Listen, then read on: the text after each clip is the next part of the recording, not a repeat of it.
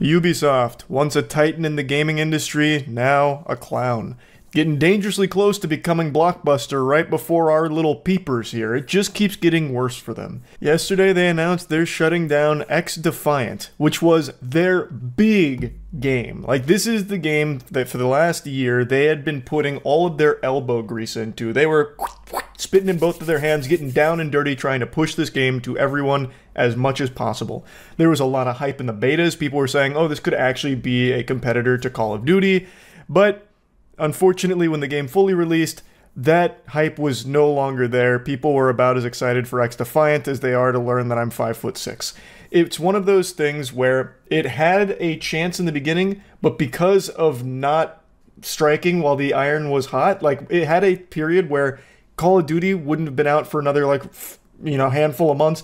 X-Defiant could have grabbed some market share, but they couldn't release in the right time period, in my opinion. And when it did fully release, it was too close to Call of Duty, so most people just decided, I'll just wait. And it didn't have enough unique elements to it to make it feel overly different from COD to a point where it could be better than it. So people dropped it pretty quick too. But I actually found it to be a really fun game, just didn't have staying power. And yesterday, Ubisoft said, we're not even going to give it a chance. We're not even going to let it try and evolve into something that can compete with COD. We're just going to throw our hands up, wave the white flag, and surrender. They released this message to the players. Thank you for your incredible dedication and support of X-Defiant. Regret to inform you that we're initiating the sunset process starting today. That makes it sound like the ending to, like, Iron Giant or something. Like they're about to fly out into the sunset and, like, self-destruct. December 3rd, 2024. As a result, new download, player registrations, and purchases will no longer be available. Season 3 will still launch, so stay tuned for more updates to come. The servers will remain active and the game will be fully playable until June 3rd. There's a personal message from the executive producer as well, which I'll go over in a second. They then expressed that they will be giving full refunds for anyone who bought the Ultimate Founders Pack, as well as people who made VC and DLC purchases since November 3rd. At least there will be refunds given to players here. With Ubisoft on this title, I thought there was a pretty good chance that they'd just say, hey, tough luck, is what it is. Your fault. It shouldn't have spent money on it, I guess. Like, I am kind of surprised, but pleasantly surprised that they are giving refunds. It's a free-to-play game that relies on microtransactions, and I don't know why companies like Ubisoft can't recognize that a lot of the time, the reason people don't want to spend money in games like this isn't even because they don't like the game or don't want to support it or something. It's because no one knows exactly how long it's going to be around for. So what's the point in forking over clams for some skins for a game that might not exist in 2 months? It's just a waste of money, and most people are just hesitant because this keeps happening. Games keep closing really quickly after launching, so no one really has a lot of trust that it's going to be around for a while, so why waste money on it, you know? I don't know, like, it's a self-fulfilling prophecy. You're disappointed that the game's not getting more microtransactions, so it's not sustainable, but it's also not getting microtransactions and not sustainable because people think it might close in a couple of months, and now it is closing in a couple of months, confirming their fears. Like, it's, you know what I'm saying? I think there's quite a few reasons why this game failed, and it's not because I think the game is bad. In fact, I actually do like the game, like I said. There were just some things that were suboptimal about it, like I mentioned, the release time period, as well as constantly postponing it from the beta, which had a lot of hype. There were some steps that ensured that it didn't stand that great of a chance of actually competing against COD. I went over some more of them on stream, so I'll play those clips real quick, and then I'll get into that personal message from the executive producer. Yeah, I did want to mention the Ubisoft stuff before starting. It just popped up for me and I was looking at it. So real quick, I'm sure a lot of you saw this. Ubisoft is already shutting down X-Defiant. This thing barely had a longer lifespan than Concord. Man, the L's for Ubisoft just keep coming. That's not true. They had multiple betas. That's not the full release, brother. Well, I think one of the big reasons why this game ended up flopping, well, flopping's not even the right word, because during beta people were super hyped for it, but they kept postponing the actual release, and by the time it actually released, it was already too close to Call of Duty that had a lot of positive hype, and that absolutely took wind out of its sails. I also think the biggest reason that it didn't survive very long is because they relegated to the sarcophagus of Uplay. Nobody wants to download Uplay for any reason. The only reason people even have Uplay is because they're forced to for Siege. If not for Siege, nobody would have this. and the only way to get XDefiant was through Uplay. So by not being on Steam and being like readily accessible on PC, I think that destroyed their chances. Skull and Bones is still up. It'll save this sinking ship. That's true. They still have their quadruple A Skull and Bones. Everyone loves Skull and Bones. But it's actually not just XDefiant that's getting the plug pulled on them. I read this as well. Well, man, it's not letting me open the whole tweet. But Ubisoft is closing a lot of their studios. They're cutting 277 positions through these closures. Ubisoft is getting gadooshed in stock price, in everything, from all angles. Old Ubisoft was good. Old Ubisoft had bangers. New Ubisoft releases NFT games in 2024. It is such a shame, man. I did like XDefiant during beta, but once it came full release, I didn't touch it. There was other games that it was competing with, like it released in the middle of other games I was playing, never went to it. Then I just played the new Call of Duty when it came. If Assassin's Creed Shadows fall, if Assassin's Creed Shadows doesn't go ballistic, I think Ubisoft gets purchased by a different entity. I think Tencent takes them. That's my little game theory. That is their last hope, and I don't have a lot of faith in Assassin's Creed Shadows because I think most people, like myself, are kind of fatigued with it. I'm always shooting spitballs at Ubisoft, and this one warrants a big loogie going through the pipes. It is brutal. Absolutely tragic. Well, not tragic. It's Ubisoft's own fault. It's not like the universe is working against them. Ubisoft themselves is working against their best interests. So they're shutting down Ubisoft San Francisco and Osaka. And then they're downsizing elsewhere, so it's around 277 people that are about to lose their jobs from it. What was the budget for XDefiant? I'm gonna speculate. I would guess between 50 and 100 million. Especially, that's not taking in marketing, but with especially like the amount of faith they had in this, I would think anything, it's 80 million.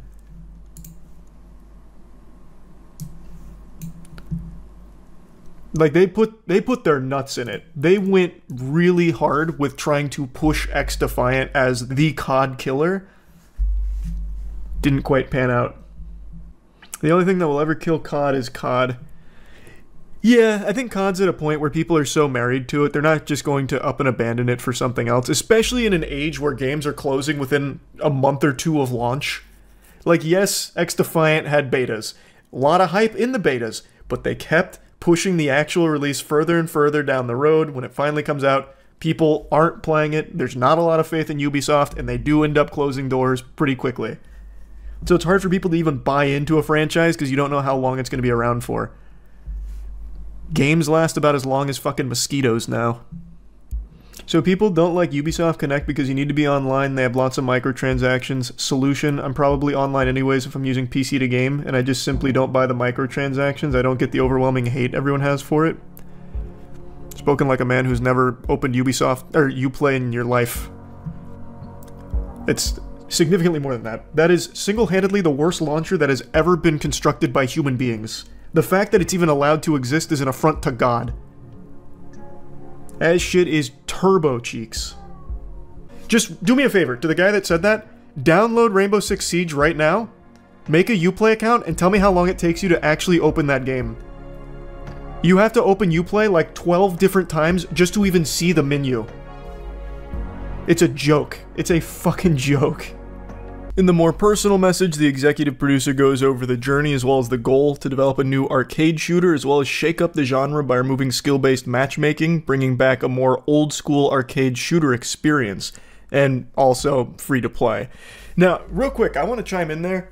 I have been pretty outspoken that I'm not the biggest fan of skill-based matchmaking. A lot of people complain about it. There is a lot of whining when it comes to skill-based matchmaking. It's a very controversial, divisive debate.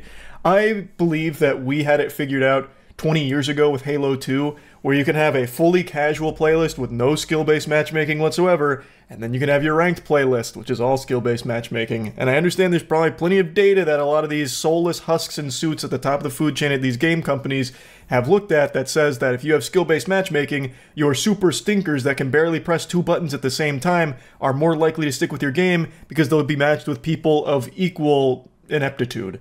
So I understand that for player retention, I guess skill-based matchmaking is the gold standard, but truly I will never see the harm in just reverting back to caveman. Go back to Halo 2, where yes, in your casual game modes, you'll have some people that are teaming up with friends that are much worse than them, and they will wash the opponents. It happens.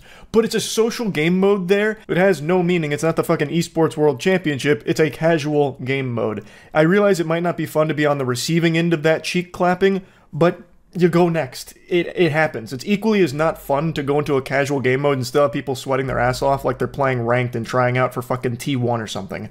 Like, it's still not great either, especially if you're playing with friends that are worse than you and you happen to bring in players that are much better than them. It's just a lot more fun when it's completely random. Just people that queue up for casual to just have a good time.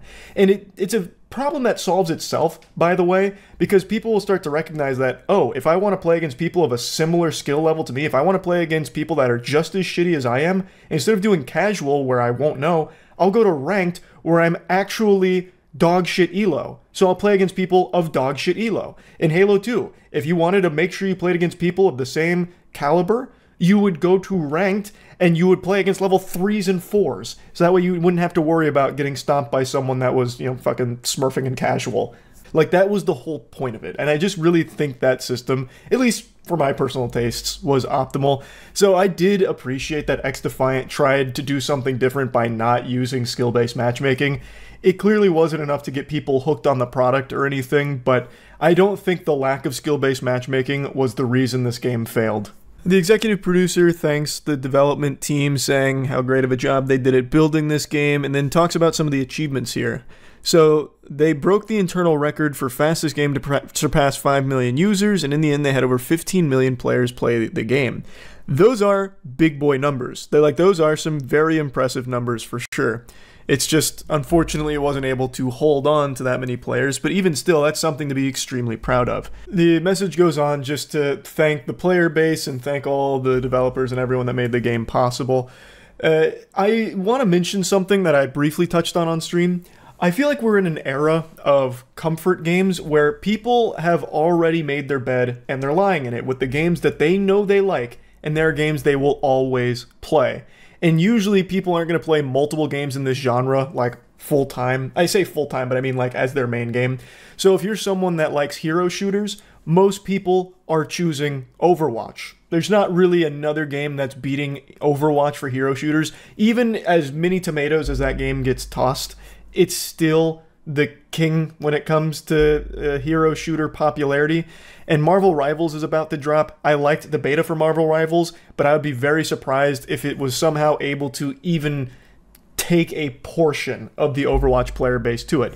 I'd like to be proven wrong, but I truly just believe people choose these games in these genres, and they stick with that game, and they'll maybe tinker around, dip their toes into some of the other games that come out, like sprout up to try and compete with them, but never actually make a switch over to them. And another example is Call of Duty. How many times have we seen a Call of Duty killer pop up over the last decade? Too fucking many to count. And even a game like XDefiant, which did have huge player numbers, didn't have people stick with it because they'd rather just go back to their comfort game. Even though Call of Duty is getting a ton of shit, like a lot of people have been insulting the new Black Ops game, they still stick with it because it's their comfort game. That is their Call of Duty game, and they're not looking to find a replacement Call of Duty game, even though XDefiant was comparable. XDefiant I don't think was as fine-tuned as Call of Duty. Like, it's clearly hasn't been around as long as Call of Duty, so it doesn't have the formula down and the feels a little off. But overall, it had a lot of potential. It just never really had a chance to grow on it and evolve and reach that level because it wasn't sustainable, because it didn't have enough people playing it. And I do think a large portion of that can be attributed to Uplay itself, so congrats, Ubisoft, you put the clown nose on again. But overall, I really do think that if you're going to try and make a game to compete with a Call of Duty or an Overwatch, the odds are really stacked against you. Like, it's very, very, very slim chance of working out. Same with like live service games. Live service games are popping up and dying immediately all the time now because no one really wants a new live service game. If they want a live service game, they probably already found one like Destiny 2 or something. And even though Destiny 2 gets a lot of shit, most of the Destiny 2 player base isn't making the switch over to any other comparable live service game. I think people just would rather keep playing these games that they already are really familiar with and already sunk a lot of time or a lot of money into. And even though they'll try something like an X-Defiant that's in the same genre, it's never going to be something they're going to make a switch over and spend a ton of money for. I have been saying for a while, I think it's much better, money is much better spent in the game industry developing lower budget titles that don't try and compete with something like a Call of Duty. Like, just do lower budget, unique titles. Single player games are fucking crushing it. Like, look at the indie space right now. Indie games are going ballistic because most of them are focused on delivering a unique experience, and the majority of them are single player experiences. Like, I just played Mouthwashing last night. Amazing game. That was a 2.5-hour game, and that was money well spent.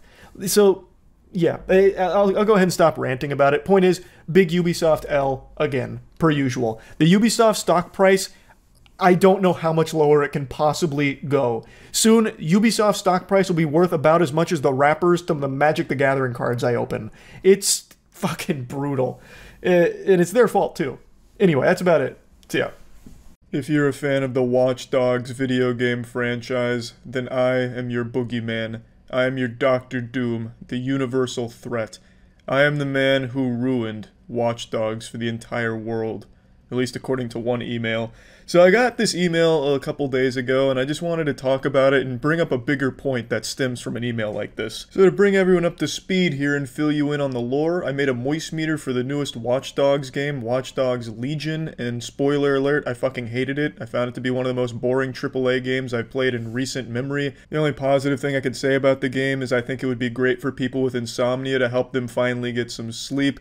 I could also see it as maybe a form of punishment if you're trying to teach your kids a lesson. You could sit them down and make them play an hour of Watch Dogs, and then they'll probably eat their vegetables and stop disobeying you as a parent. The game's just not very good. It's not fun. Playing Watch Dogs Legion is like eating styrofoam. I'd rather sit in front of my washing machine and watch the clothes go around for an hour than play an hour of that game. Now, all this being said, I got an email from a very disgruntled fan saying that I single-handedly ruined the entire franchise and no more of the games will ever be made now because of my moist meter on the game. And first of all, I'm flattered that they think I have that much power, and second of all, if that is the case, then great. I should be hailed as a hero, so no more Watch Dogs games can plague gamers. That shit is boring. It is bad. So now let's get to the email. So the subject. Why you had to ruin Watch Dogs Legion? What the fuck is wrong with you? It's pretty aggressive, but it's straight to the point. I knew exactly what I was getting in when I clicked on this email. Thanks to your awful Watch Dogs Legion review, absolutely nobody will buy this game. You're welcome. I bet it makes you so happy that you can ruin good things. Well, let's not get carried away here. I'm not going to say this person's name, but they're getting a little rambunctious, alright? They're hitting me with a bit of a razzle-dazzle here. There is nothing good about Watch Dogs Legion. Let's all get on the same page there, okay? I didn't ruin a good thing.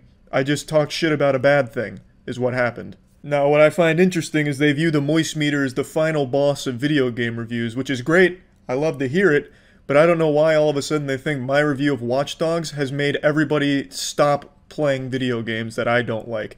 Keep in mind, a review is an opinion. It's not a fact. And trust me, I know in this day and age opinions can be scary because someone might have a different opinion than you, and that's terrifying. That's that kind of shit that keeps you up at night right there. But I think it is important to hear other opinions, even on something you like. Even if it's someone that doesn't share the same opinion, it might be worth hearing. But hey, I don't know, I'm not your fucking dad. You know, if you don't want to hear the same opinion, just lock yourself in Twitter echo chambers. That's entirely within your right. All I was doing was giving my opinion of a game I felt to be very stinky. And I was letting people know that much, you know, how I felt about it, because that's what the moist meter is. It's me bending over and showing you my asshole, and giving you my thoughts on games and movies. Now let's go ahead and get back to the novella. Everyone on YouTube, including Jack Spadici, were playing it and having fun. Once you posted your awful review, everyone stopped. Well, far be it from me to question this bulletproof logic here, but what if they stopped because they also realized how boring the game was? I put a good 6 hours or something into that fucking game, and that was more than I could stomach. Perhaps all the other YouTubers reached their limit. Human beings aren't perfect. We can't tolerate things as boring as Watch Dogs Legion for that long. So I think if I had to speculate and come up with a theory, a hypothesis, I would wager that the YouTubers stopped playing it because nobody wanted to watch it and they hated playing it because it was so fucking boring. It's just a guess. But I do like their thought process where everyone on YouTube only plays and enjoys the things that I play and enjoy. So if other YouTubers are playing something that I don't like, as soon as they realize that I don't like it, they all just like collectively stop like, oh fuck, well if Charlie doesn't like it, well then I shouldn't like it. I think that's kind of cute. Now it continues. How can you give it a worse score than Marvel's Avengers? Well, that is actually a good point. Now they're making a good point. Marvel's Avengers is extraordinarily boring. Yes, that is an inarguable point. That is watertight. But Watch Dogs Legion crosses this threshold, this event horizon of boredom to a level I didn't even think AAA games could get to anymore. This game is literally like a Dementor from Harry Potter just sucking the fun out of all the players, and all that's left is this husk sitting in front of it mindlessly playing and having no fun. The Avengers game, while very boring, isn't quite to that level of misery, which is why it has a higher score than Watch Dogs, so I just wanted to clear the air on that. And now we reach the thrilling conclusion. It doesn't even make sense. Thank you so much, and that's in quotation marks for some reason, I don't really know why. Thank you so much for ruining one of my favorite franchise, because thanks to you, they will never make Watch Dogs 4. That is music to my ears. If they never make Watch Dogs 4, I'm happy. That's great news. But I don't think it would be because of me. You see, contrary to what they may believe, my opinion doesn't hold very much weight or sway in the video game industry or just the bigger picture overall of entertainment industry.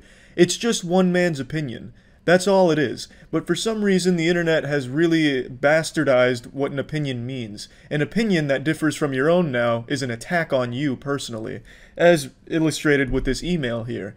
It's very weird. When people like something and hear someone doesn't like it, they then hate that person for it. And they think because of that one person's negative opinion of the game, everyone's now going to hate the game and everyone is now against them. It's strange and it's sad. And I also like to point out that they said I ruined the franchise for them. Why? Just because I didn't like it, now you can't enjoy it? You can like things that I don't like. It's not illegal. I'm not gonna, try and throw you in jail for it.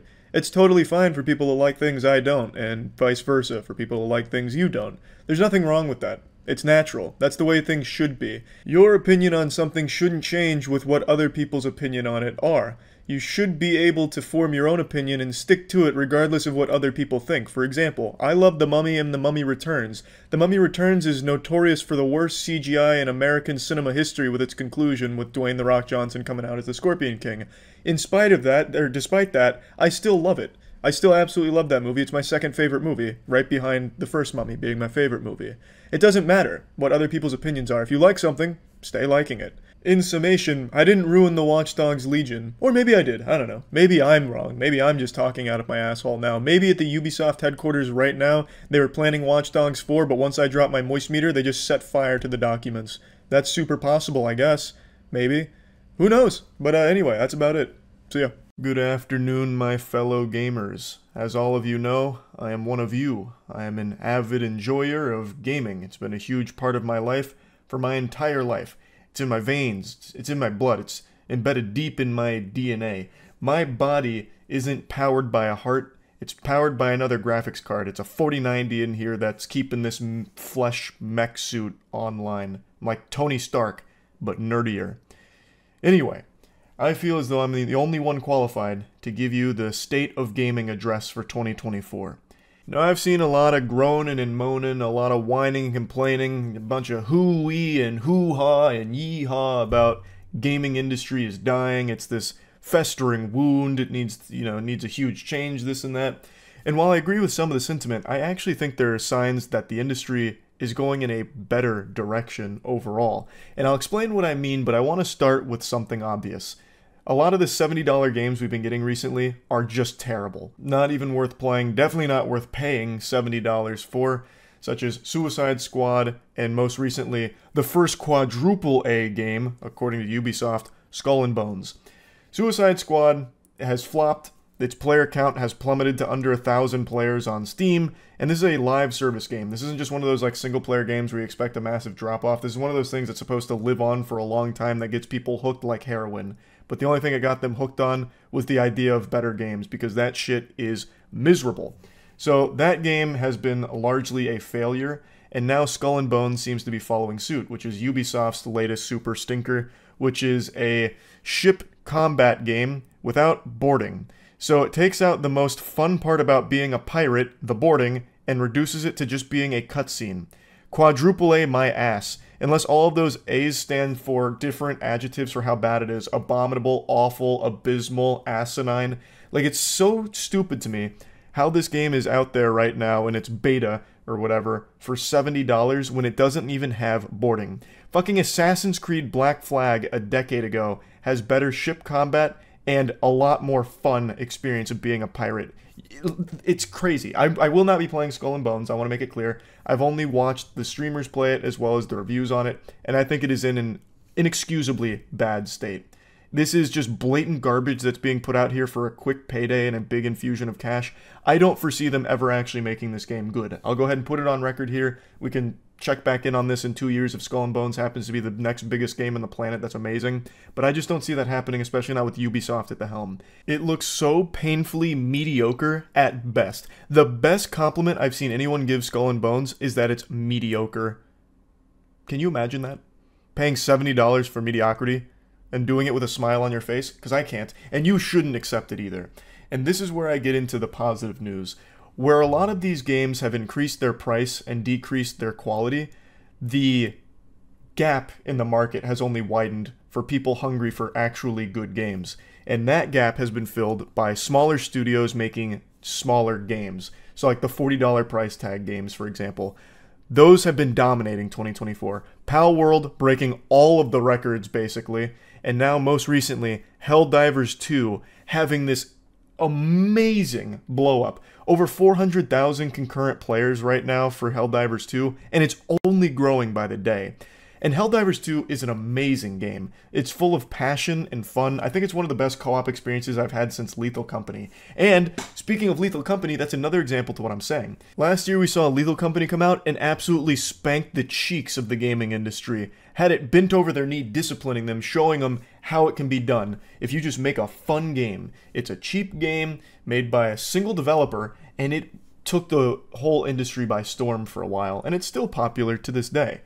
So we're seeing these games pop up that aren't blockbusters by any means. They're not $100 million production, fucking 10 years in development hell. You know, these are games made by smaller teams that just deliver unique and fun experiences. And it shows how hungry gamers are for that kind of product. I've said for a while, the future of gaming is not in more AAA titles that get more and more expensive to produce and spend more and more time in development. It's these games, these like AA games coming out that are cheaper, a lower price point, and still offering many hours worth of fun to players. And we're seeing that right now, and you're seeing how they're being rewarded with this level of success.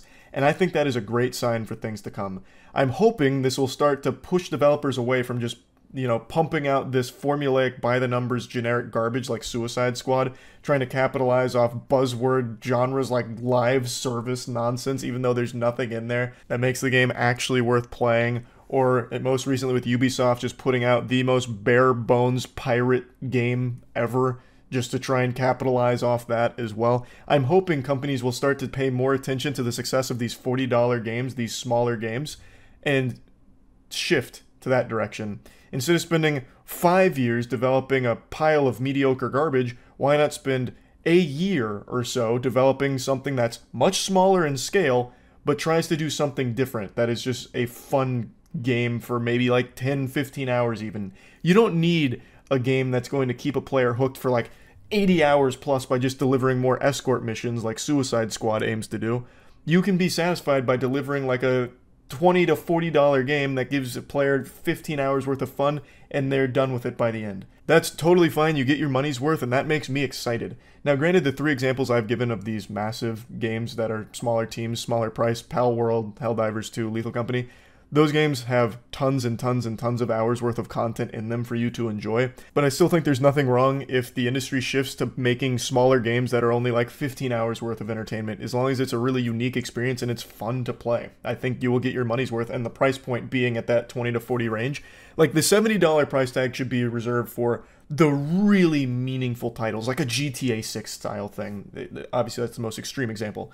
But when you see a $70 price tag for something, you're expecting the highest level of quality. But right now, when you see $70 or $60, you could be getting the worst game of the year.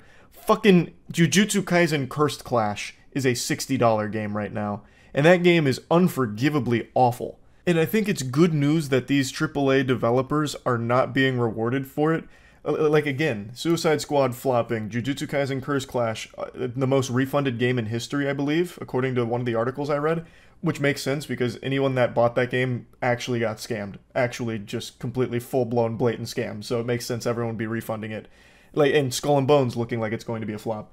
All of these big-budget productions that are being sold for $60 to $70 are not really turning a big profit for these companies. So I feel like they're going to start to pay a lot more attention to the smaller budget titles and the titles that they can actually do more with, because you won't need to invest years upon years of development time to it. You instead just need to invest into a good idea and a passionate team that can deliver something fun for a reasonable price.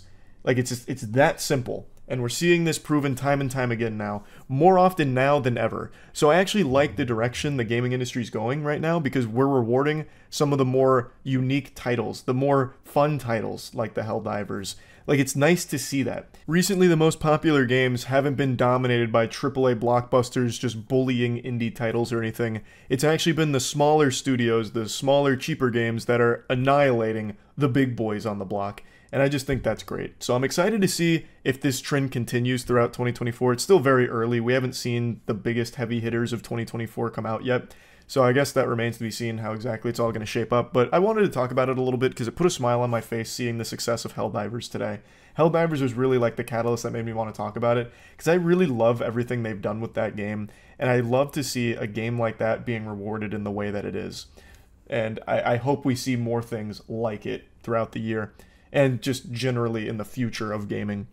I really hope we can start getting away from all of these massive $100 million games that just are soulless, just cash grabs, and we get back to having more AA titles out there. I remember in the Xbox 360 era, early in the 360's lifespan, there were so many games coming out from so many different studios that just had all kinds of creative ideas that they were just throwing shit at the wall to see what stuck. And sometimes you had some hidden gems, some bangers.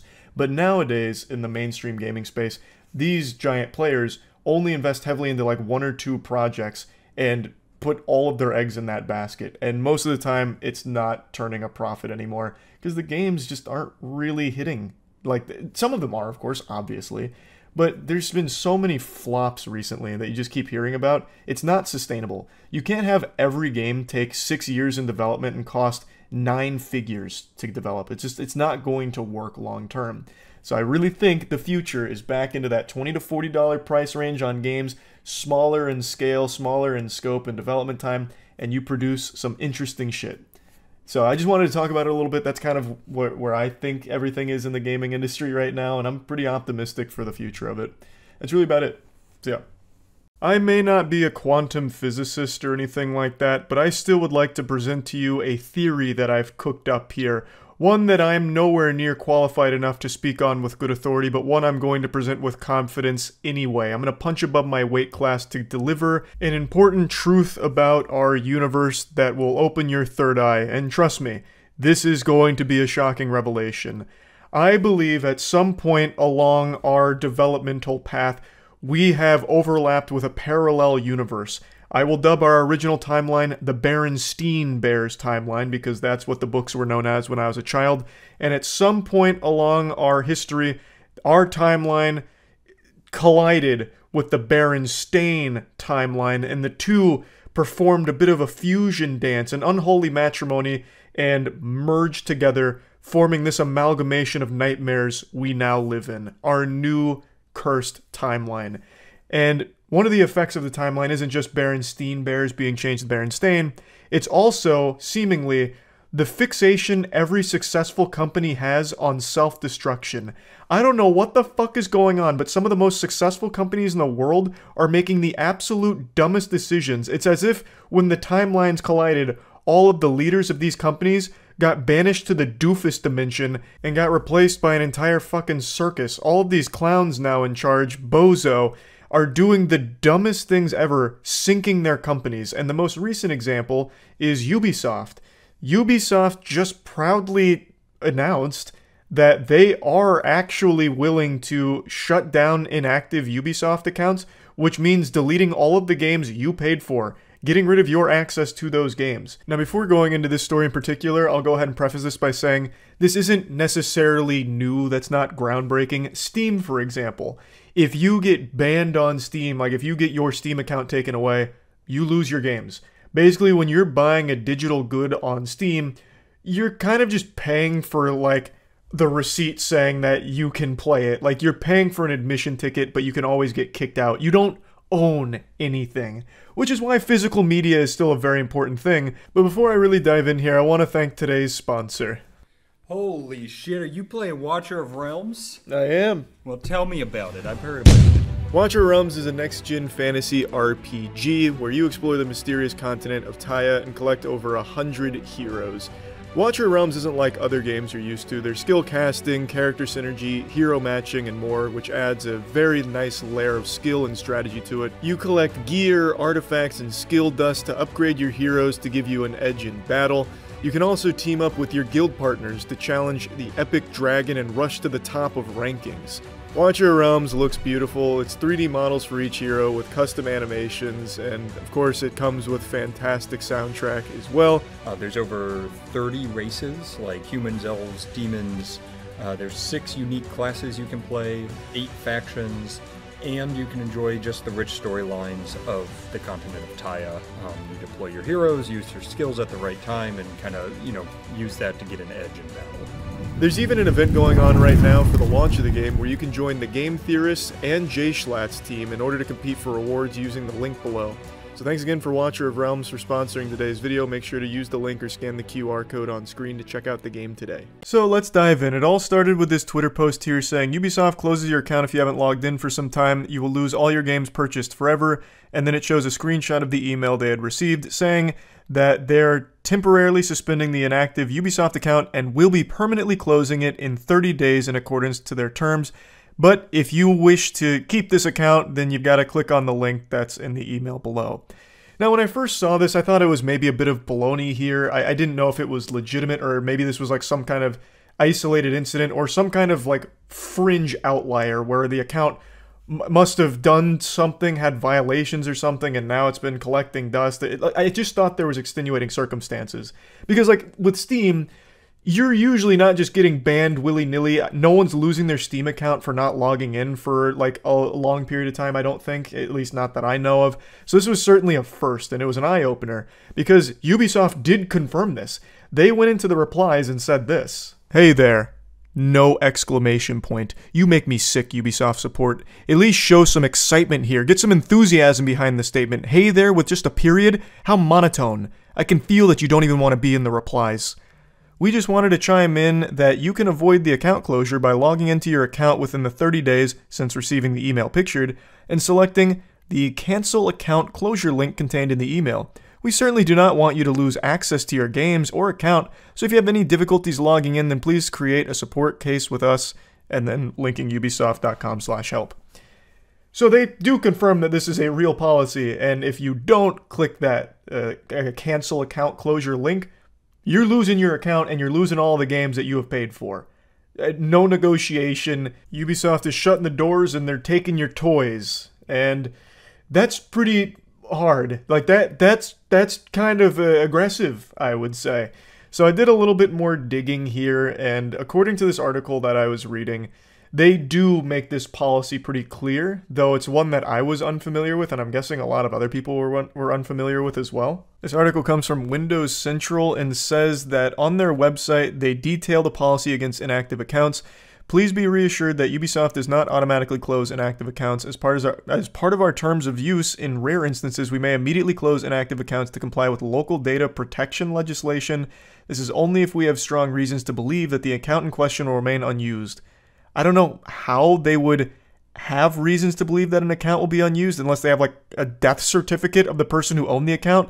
Like, you'd never be able to say with a high level of certainty who's never coming back, right? Like, how would they have access to that kind of information? But regardless, they go on saying that they may also close long-term inactive accounts to maintain their database. You'll be notified by email if we begin the process of closing your inactive account. And if your account was flagged as inactive and you would like to keep using it, you can cancel the closure of your Ubisoft account and then find the link for the cancellation in the Ubisoft email. And then there's some more mumbo jumbo about checking your spam folder just in case and this and that. But it does confirm that they will delete inactive accounts from time to time, and that does mean losing all of the games that you paid for. I still don't really understand the reason for it. It doesn't make much sense to me. The only time this ever makes any sense to me is in the case of cheaters. If someone's cheating in an online game, obviously banning them makes sense. Yes, they may have paid for the product, but that doesn't mean that they get to go in there and cheat in the game. And they should be banned for it, which does restrict access to the game they paid for. But it's their fault. They fucked themselves. They broke the rules. Whereas here, no one's breaking any rules. They're just not active on Ubisoft. For good reason. Uplay's a fucking laughable joke of a service, so maybe there's just nothing that's bringing them back and they haven't been back for a while. Why should they lose access to all of the games they fucking paid for? When it comes to like a single player game, or really any game aside from cheating in multiplayer games, when you pay for it, you own it forever and should always have access to it because you bought it. But that's just not the way things really work when it comes to digital goods. And there's always just kind of been like this handshake agreement that, you know, you bought this on our service, so you do have it, you can play it whenever you want.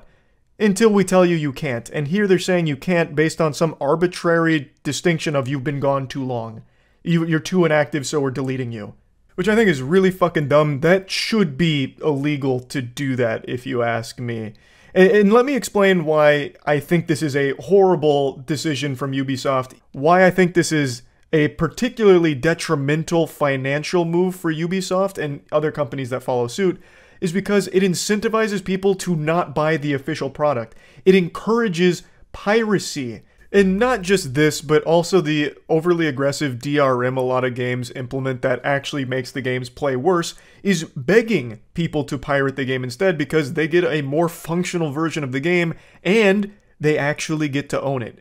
When you pirate a game, you own the game. That can't be taken away from you. Whereas if you buy the official game, if you just don't log into your Ubisoft account enough, you might just lose what you paid for. They might just deem you gone too long, you know, you went to the store to get milk and didn't come back in time, so now all of the games you bought from Ubisoft, you can't access anymore. The shit you paid for, you can't play. I don't know how companies that have been around as long as Ubisoft has, or been as successful as Ubisoft has, are all of a sudden just missing the most basic concepts here.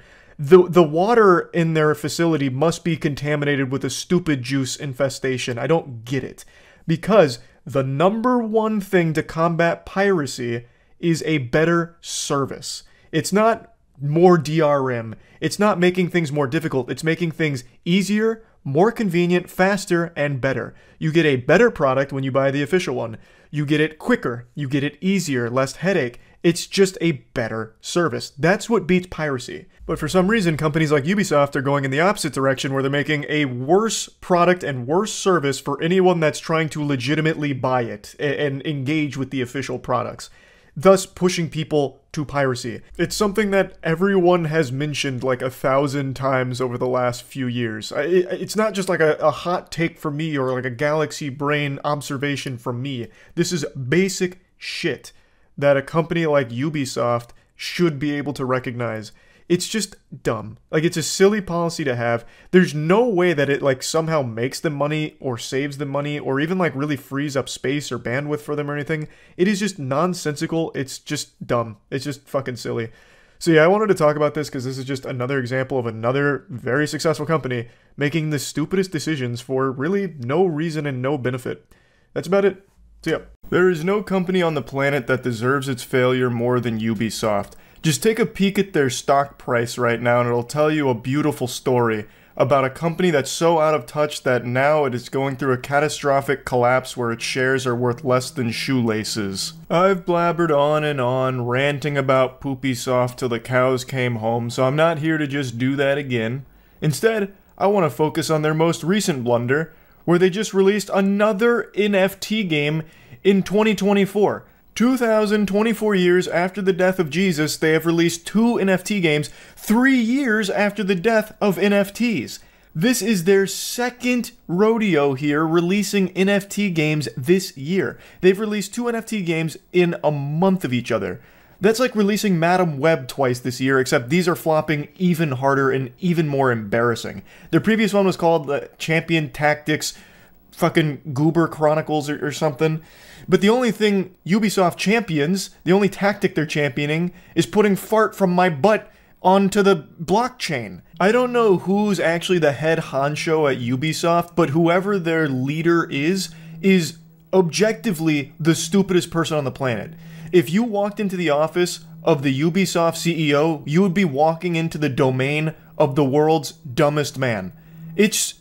I keep using the word baffling, but it actually is just mind-boggling how this company can be this bad at the one thing they're supposed to be doing, making games. They're allergic to making good games, and at this point, they're just downright allergic to making games. They're pushing NFT slop shovelware now. So they already did the Champion Tactics, and now they have a new NFT game featuring one of their most beloved IP, Rayman, except it's not really a Rayman game, it's an NFT game. It's just a full-blown NFT game called Captain Laserhawk. You see, Ubisoft released another NFT game, Captain Laserhawk the Game. Nope. They released another NFT game? Oh, God! No way the game plays like that, right? This has to just be the recording.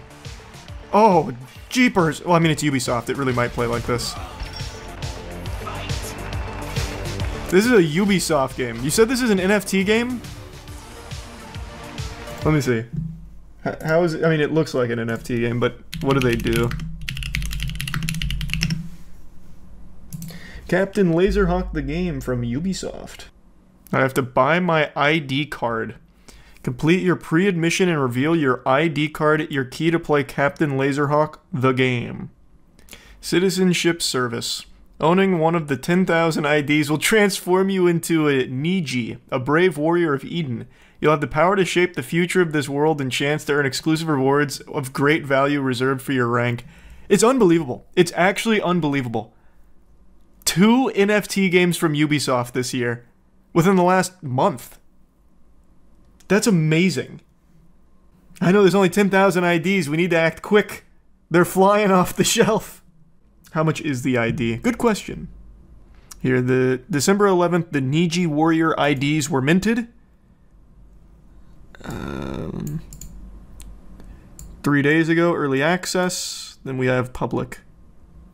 It's a transmedia gaming adventure where the community drives the narrative through innovative governance. How innovative. And if the game runs like this video, you are actually paying to play a game at 3 FPS. What a joke. Hold on, I have to see another video. Maybe it really is just that. Oh, good news, that is actually the only video on it. Not a single other piece of footage exists. Love that. Ubisoft, you've done it again. A smash hit. The game is a competitive online top-down multiplayer shooter game developed by Ubisoft. When will they learn that putting their name on things makes people less likely to buy it? They should be hiding that fact, honestly. Like, if they want to make more sales, they should just take their name off of shit, or use an alias. Eden Online is the layer which gives power to the community when it comes to decision-making for the game updates each season. Eligibility to play the game in early access will be reflected by ownership of a Citizen ID card. Eden Online has a limited capacity of 10,000 seats for citizenship. The game beta will be available at the end of... Yeah, we're past that, I already know that. I'm curious, what do the delusional NFT Twitter community members think? They weren't super thrilled about the last Ubisoft stinker. Still nothing positive yet. There's only a few posts about it, too. The only post that has any real traction is from IGN saying, Ubisoft has secretly launched a new game that features Rayman through its powered NFTs and blockchain in the year 2024. Not even the NFT people that actually buy fucking popsicle sticks as long as they're minted on the blockchain is biting on this one. You've done it again, Ubisoft. Click your buy ID card to see prices. Alright, let me see. Oh man, these all seem so reasonable.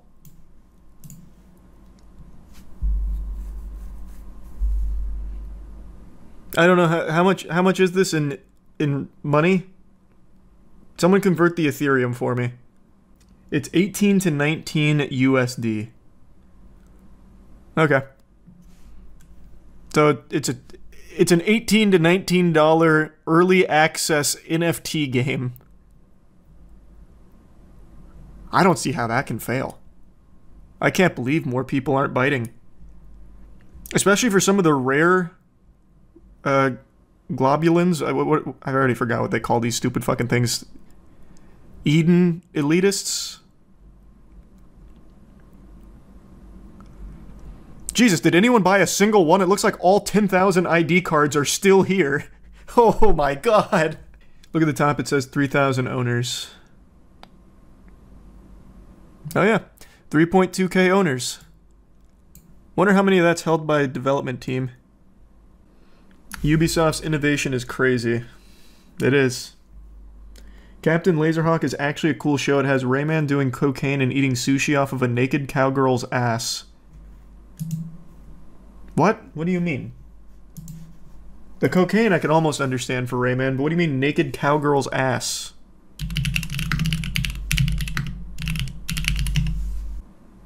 Holy Lord, you're right.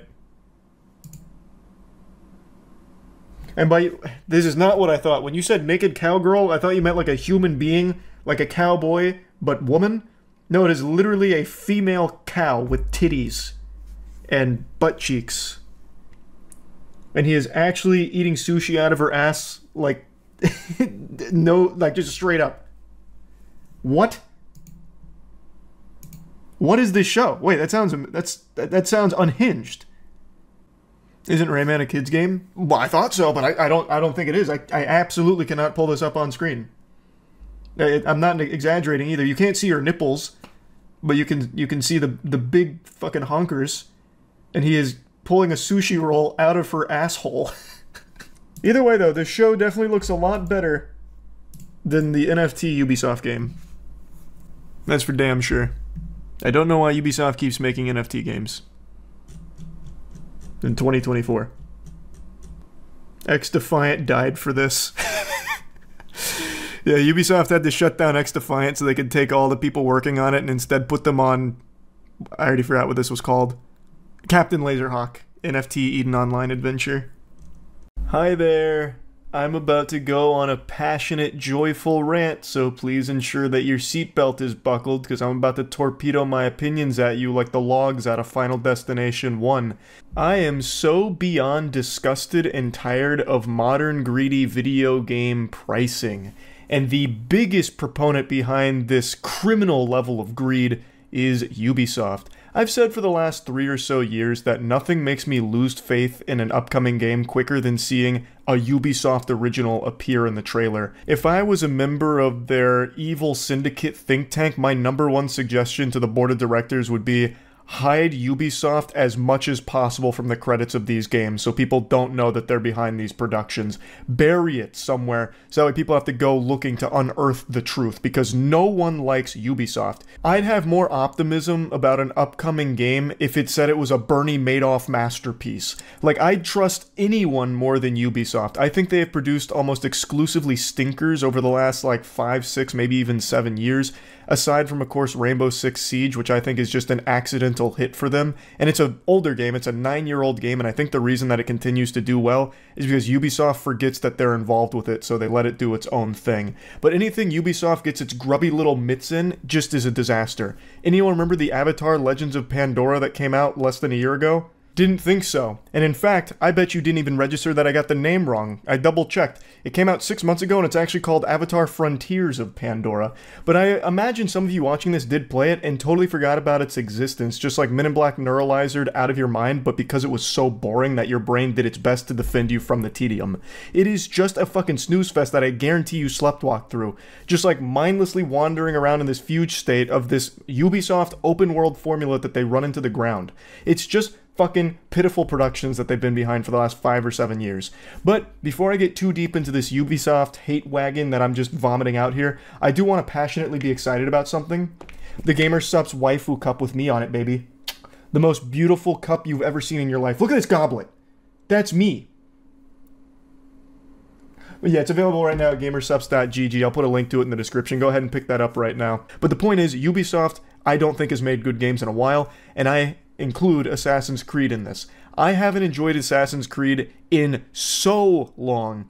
The last good one, and this isn't a controversial opinion, was Black Flag. And I didn't enjoy Black Flag as much as everyone else, but I can recognize that it was probably the last good Assassin's Creed game. And I play all of them. I try them all. Except I only lasted like 4 hours in Mirage because it was such a fucking snooze fest. And Valhalla, I think, is the only time I've ever fallen asleep on stream. Like, they're just boring games. And this is all a long-winded precursor to what I want to talk about today, which is the newest Assassin's Creed game, Shadows, which of course Ubisoft is behind. Now there's a lot of controversy around this, a ton of drama because of the main character here, or one of the main characters. I don't give a fuck about it. I'm just going to tell you right now up top, I'm going to rip the band-aid off. I don't care. I legitimately could not care less about the historical accuracy of the Assassin's Creed franchise. That means about as much to me as the tiny hairs around my asshole. It is truly worthless to me. I wouldn't care if you played as Dabi the House Elf in the new Feudal Japan Assassin's Creed game. Doesn't matter as long as it's a good game, which I don't think that will be because I have no faith in Ubisoft and even less faith in Assassin's Creed. But what I do care about greatly is the pricing that Ubisoft is spearheading here. They just did this for Star Wars Outlaws with like the $100 plus versions, and now they're doing it again for Assassin's Creed Shadows, and I am so fucking tired of it. So let me show you what I'm talking about here. These are your pricing options for the different editions of Assassin's Creed Shadows. So, for the standard edition, it's $70, but you have to pre-order it if you want access to a pre-order exclusive mission. The mission's called Thrown to the Dogs, and the only way you get access to this, it seems, is if you've pre-ordered the game, which they haven't even shown any motherfucking gameplay for yet. I think that is the biggest load of barnacles ever. You're just pre-ordering based off of a cinematic trailer alone. It's a terrible, shameful thing to ask of the consumer, but that's Ubisoft in a nutshell. They're completely shameless. Moving on to the Gold Edition, you get the pre-order bonus plus a Season Pass and 3-day early access. Season Pass in a single-player game is probably one of the most embarrassing things ever that's become commonplace. If I was the goober at Ubisoft that came up with the idea of single-player Season Passes, I would never share that information with anybody ever. You wouldn't be able to torture that out of me at Guantanamo Bay. Batman couldn't beat that shit out of me. That is so fucking embarrassing. And in this case, it's especially egregious because the Season Pass for the Gold Edition includes a mission, so it's just paywalling even more content of the game behind the Season Pass and the higher price tag. And let's talk about that 3-day early access real quick, because I've seen a lot of discussion around it, and they're making great points about it. For 110 clams, you're not paying to play the game 3 days early, you're paying to play it on time. If you pay $70, you're playing the game 3 days late. So it's not early access. For 110 bones, you play the game when it comes out, and unless you fork over the additional 40, you play the game 3 days late. That's how it works. That is extraordinarily anti-consumer. Like, increasing the amount of money just to play the game when it fucking releases is absurd. And then we move on to the Ultimate Edition. For $130, you get pay-to-win elements in a single-player game. 5 skill points and then like a bunch of cosmetics. I'm gonna get a little mean here with some tough love. If you have to pay an additional $60 just for a little bonus pay-to-win in your single-player game, I think you need to take a hard look in the mirror and just recognize that maybe gaming's just not for you. Like, if that's the only way you'll enjoy the game is being able to, like, pay to win through a single-player game, I think maybe, you know, take up a different kind of hobby. I feel like such a fucking Redditor gatekeeping gaming, but that is so unbelievably silly to pay an additional $60 for 5 skill points and then a couple of cosmetics. Like, I'm sure the cosmetics will look cool, but they're not worth almost paying the exact same price as the game itself just to get some cosmetics for it. That is a crazy thing to ask of people. Then, of course, there's the final option here, which is getting the Ultimate Edition through Ubisoft Plus, which is their own Cringe subscription service for $18 a month, because every single fucking thing on the planet has a subscription service now behind it. I bet there's going to be a subscription service for Mr. Bean, like Mr. Bean Extra On-Demand Turbo Arcade, even though there's only 15 episodes of Mr. Bean that have ever aired and they're all freely accessible on YouTube right now. But I bet they'll probably come out with some kind of Mr. Bean subscription in the next few years. That's just the #1 trend that every tech company follows now, and Ubisoft is of course no stranger to that. So they have Ubisoft Plus, which hopefully they have less than double digits of users signed up to that, because I don't know who in their right mind would sign up for Ubisoft Plus. But anyway, that's the other option of getting the Ultimate Edition. I hate the direction Ubisoft is trying to push AAA gaming. I hate this pricing scheme. I think it's terrible. It was bad when they did it with Star Wars Outlaws. It's bad that they're doing it with Assassin's Creed Shadows, and I'm really hoping that it flops extraordinarily hard so that way more AAA companies don't try and emulate it. Because I have no doubt there's a lot of companies paying close attention to what Ubisoft's doing here. And if it's successful, they'll probably employ similar tactics. And that would just be bad for everybody. So I wanted to vent about this a little bit. I think it super sucks. I hate where Ubisoft is trying to take the industry. So yeah, I kind of wanted to just rant about this a little bit and get it all out of my system. I'm still going to try Assassin's Creed Shadows because I still give every single game that comes out a try for the most part to see if maybe I'll be pleasantly surprised and proven wrong. So far, the safest bet I'll ever be able to make is that the newest Assassin's Creed game is going to be boring. That's been proven true time and time and time and time and time again for me personally, but maybe Shadows is the one to break that streak. And if it does, great, but it's still not going to change the way I feel about how Ubisoft is monetizing it. I think it is horrible for the industry overall. Even if the game comes out and it's great, I still can't stand what Ubisoft has done with their monetization of these games. I think it is fucking atrocious. So yeah, that's really about it. So yeah. Character growth. It's an extremely important tool when it comes to storytelling, and it's also an extremely important part of getting older. As you age, you're going to go through a metamorphosis, both physically and likely mentally as well. So, today I'm going to talk about my recent character growth. You see, my friends, I have grown, not in height, but in wisdom and experience, and I look back at the Charlie of old with disappointment that I could ever be so naive and short-sighted. 5-6 years ago, maybe, I was a very outspoken advocate of digital downloads. I used to preach the gospel that physical media is a fossil, it's archaic, and we need to wash our hands of it and get into the digital age. Ones and zeros are the future. Tangibility is cringe. How wrong I was. Those words are like venom leaving my lips now. In recent years, I sing a much different tune. I now believe physical media is more important than ever, because we have seen time and time again the evils of not actually owning what you pay for. The reason I'm talking about this is because Ubisoft just went full mask off saying gamers need to get comfortable not owning their games. Fundamentally, that's kind of the point they were boiling down. Basically, he was saying that for subscriptions to truly take off, gamers need to be more comfortable not really owning their products. So I don't have a crystal ball, but when you look at the different subscription services that are out there, we've had a rapid expansion over the last couple of years, but it's still relatively small compared to the other models. One of the things we saw is that gamers are used to, a little bit like DVD, having and owning their games. That's the consumer shift that needs to happen. They got comfortable not owning their CD collection or DVD collection. That's a transformation that's been a bit slower to happen in games. As gamers grow comfortable in that aspect, you don't lose your progress. If you resume your game at another time, your progress file is still there. That's not been deleted. You don't lose what you've built in the game or your engagement with the game. It's just about feeling comfortable with not owning your game. Obviously, this statement didn't land super well, just a full-blown faceplant, especially because it's coming from Ubisoft, which is a company that has a worse reputation than asbestos. Nobody really likes Ubisoft in the gaming community, so hearing them say this kind of shit definitely made it taste even worse. But it's also nothing new. It seems everything wants to trend towards subscription-based services, and it's also not even new in gaming to not actually own your games. Biggest example is Steam. When you buy a game on Steam, you don't own it.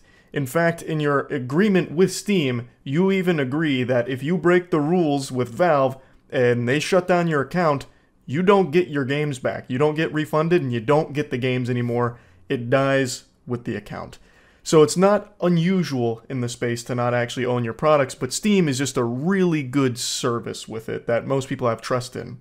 You know what people have no trust in? Fucking Ubisoft. But going beyond that for just a moment, I truly think it is vital to actually own what you pay for, like a physical copy of it. The biggest example I keep giving is SpongeBob SquarePants.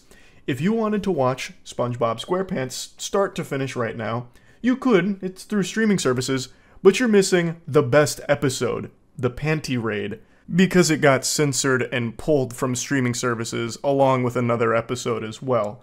So if you wanted the complete SpongeBob experience, you can't get it through the official channels. Your only options are to either have the physical media on the DVD box sets for the seasons, or you pirate it. That's it. I'm going off a little tangent here. I'm taking a dusty little path down a dirt road, but this is something I've talked about a lot recently on stream.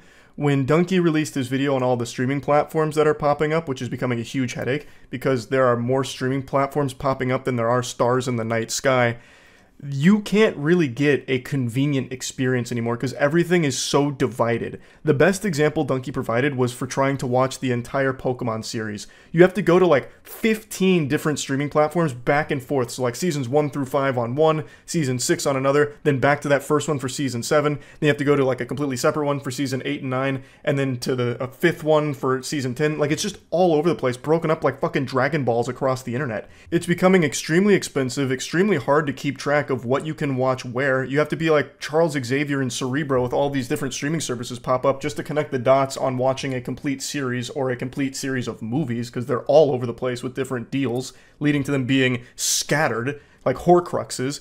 It's a fucking nuisance.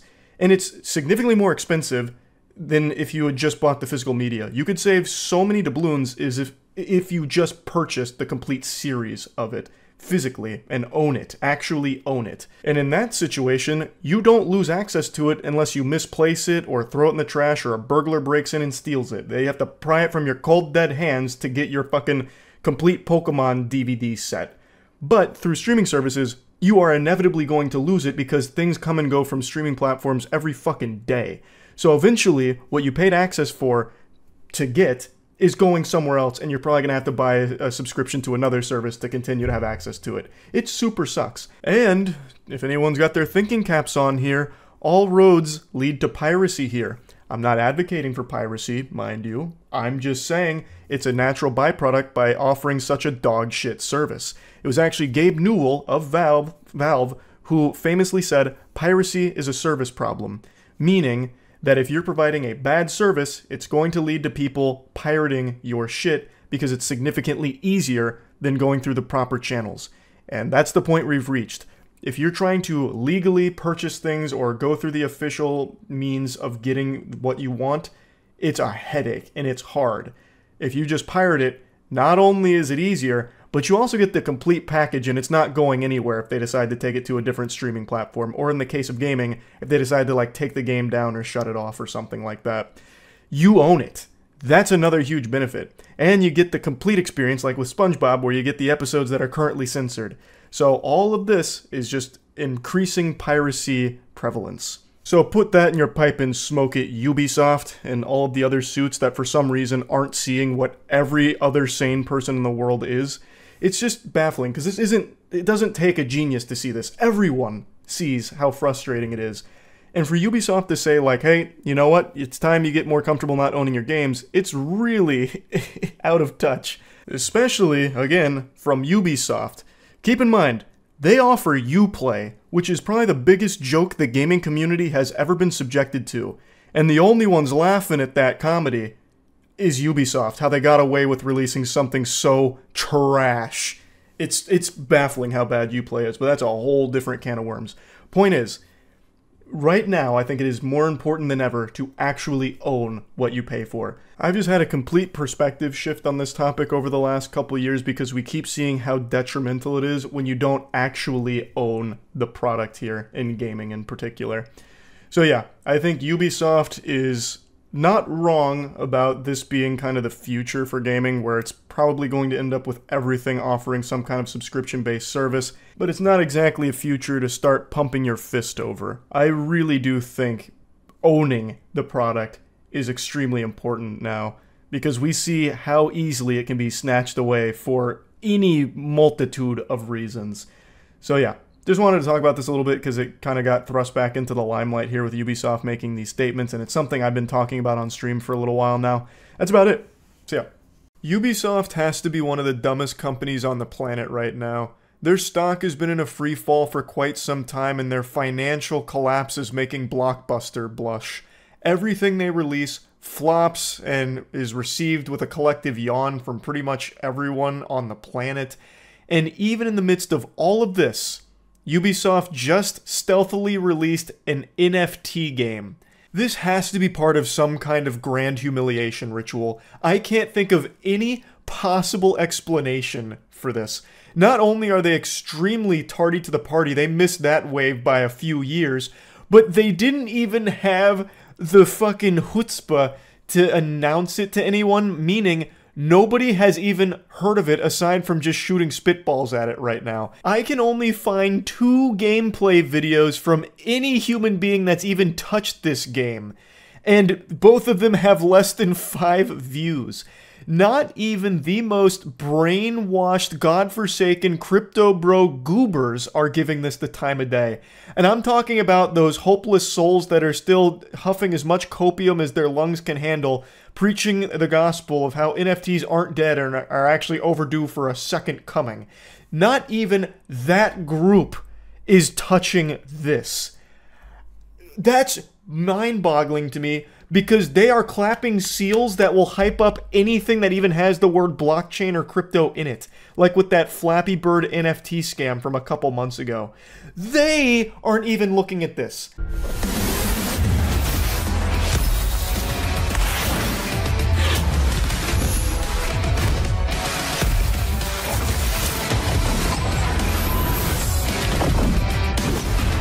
Looks like every AI-generated ad from Facebook mobile games. There is nothing interesting about that. Nobody gives a fuck. I don't know why Ubisoft put any resources behind it. We need to have a team go out there and investigate what kind of fishy business is afoot at the Ubisoft headquarters. Someone must be pumping galaxy gas through the air vents or something that's turned them all fucking stupid over there. Like, what are they even thinking? What's next for Ubisoft? They're going to try and buy the Concord IP and re-release it as a Ubisoft original? Everything about this idea is terrible, and it gets even sillier when you take a deeper peek at it. So apparently the figurines that you saw battling there in epic combat swag style are NFTs that can be bought on the marketplace from anywhere between $7 and $64,000. If you spend $64,000 on a Ubisoft NFT, you go to hell immediately. The devil makes a special circle just for you. According to the studio director at Ubisoft Paris, the game offers deep strategic gameplay featuring unique in-game assets and several exciting innovations, comparing it to a physical trading card game. I highly doubt that. It looks like the biggest, quickest throwaway pump and dump I've ever seen for one of these crypto games. The team inside the Ubisoft Paris studio developing Champions Tactics Grimoria Chronicles partnered with Ubisoft Strategic Innovation Lab, OASIS, to ensure that our use of blockchain was done in service of delivering new and innovative gaming experiences for our players. Our shared goal is to explore new ways to play alongside, bringing more value to players based on empowerment and ownership. Oh, fuck you. You can suck the dirtiest part of my butthole. The only way we could empower our players is by integrating the blockchain into it and charging up to $64,000 for some figurines in-game. This gives them a sense of accomplishment.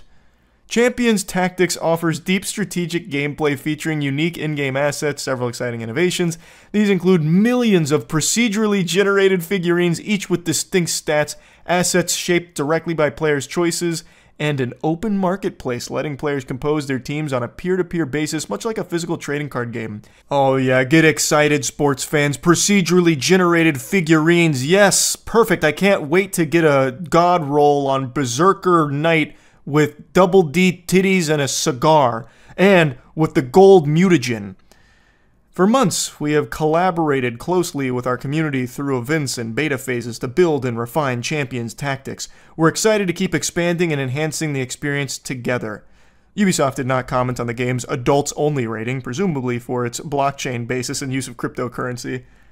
Has a fucking adults-only rating? Jesus, it's just insult to injury. I love that they keep saying how excited they are and how amazing it is. Meanwhile, it was quietly released as hush-hush as possible. Yeah, nothing says excitement quite like trying to squeak out a silent fart and hope that no one's around to hear it, dropping this game and hoping nobody puts their eyes on it. Yeah, wow, they're so excited by it. I'd also totally forgotten about this little nugget of Ubisoft lore. In December of 2021, it launched its own NFT platform called Quartz, with Tom Clancy's Ghost Recon Breakpoint as the first game to offer a beta trial. It did not fare well, appearing to have initially only sold 15 NFTs. Jesus Christ, pictures of nutsacks were selling more NFT copies than that. Oh my lord, Ubisoft, how do you sleep at night? That is so embarrassing. And then, of course, they had the gall to blame players. Ubisoft's NFT bosses stated in an interview that players just don't get it. Yeah, it's the players who are wrong, not the soulless zombies at the top of the Ubisoft food chain. They're the guys who get it. We're all just a bunch of dumb, bumbling imbeciles who could never possibly understand the beauty and the innovation behind blockchain gaming and $64,000 NFT figurines. It is painfully obvious to see how Ubisoft continues to fail to such an absurd degree and just circle the shitter. As Ubisoft's money continues to dry up and they continue to scramble and panic internally, they continue to just do the same formula that got them into this pickle in the first place. Releasing bland, open-world games that's just the same exhausting, generic experience over and over again, like the Avatar game, like Star Wars Outlaws. And it's clear from the sales data, like Star Wars Outlaws underperforming so badly for them. Now, even when they do have like a good game that somehow falls between the cracks and they squeak it out from their butt cheeks, like the Prince of Persia game, they do nothing to support it. They just let it fly with no marketing budget behind it to fend for itself and die alone in the cold rain.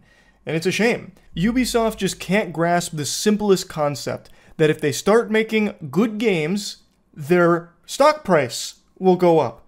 Their sales will go up. Instead of chasing these jackpots, these live service games or games that you can fucking squeeze every single person playing it for as much money as possible to try and get them all to empty their piggy bank and fucking mortgage their house to spend more money on your microtransactions. They should be chasing promising titles that people will be excited for. Nobody is excited for another open world Ubisoft game. Nobody is. Well, I mean, I'm exaggerating. Of course, there are people that like the comfort of like the same formula they're used to. It's cozy. And I'm not saying they're wrong for that, but as is pretty clear from the data, most people are exhausted with it and would rather have new things. So that's where the focus should be. Not NFT moonshots that they're fucking throwing out of nowhere like a jump scare. Not another like Call of Duty killer with X-Defiant. Even though I had fun with X-Defiant for like a week or two, it just wasn't a game that had any real staying power or any actual chance at encroaching on that market share that Call of Duty dominates. It couldn't compete with it. And it's still around, like it still does have a passionate community, but it's not a super home run for Ubisoft like I think they were banking on, because they put a lot of money behind pushing that. To me, and keep in mind, I am just a stupid Cro-Magnon, it seems like a simple solution. Start making good games again. Kind of as easy as that, I think. Simple. You just start making good games again. Give up on the open world live service games and shit like that. Just let it die. Give up on crypto games and the blockchain. You can't even get to the crypto bros who will actually eat any shit you feed them. You can't even get to them. You have no fucking shot. So stop spending money there with things like this new Grimoria Chronicle or whatever, and just start focusing on good games. Just fuck, it's not difficult. I mean, making a good game is difficult, but it's not difficult to pivot away from these $100 million budget titles that aren't giving you any returns. It should be a no-brainer to just wipe your ass with that, take a bath on it, and just instead focus on cheaper titles that could be really good. Right now, Ubisoft's strategy is literally, we've tried nothing and we're all out of ideas. So here's an NFT game, please, some whales, spend money on it, we're begging. Oh my god, it is sickening how stupid Ubisoft is. I just had to clown on them right now after reading about this new game. If you can even call it a game, it's not a game. It's just not. It is just a desperate ploy to try and squeeze some money out of some gullible fools, some suckers. Oh god. Anyway though, that's about it. See ya.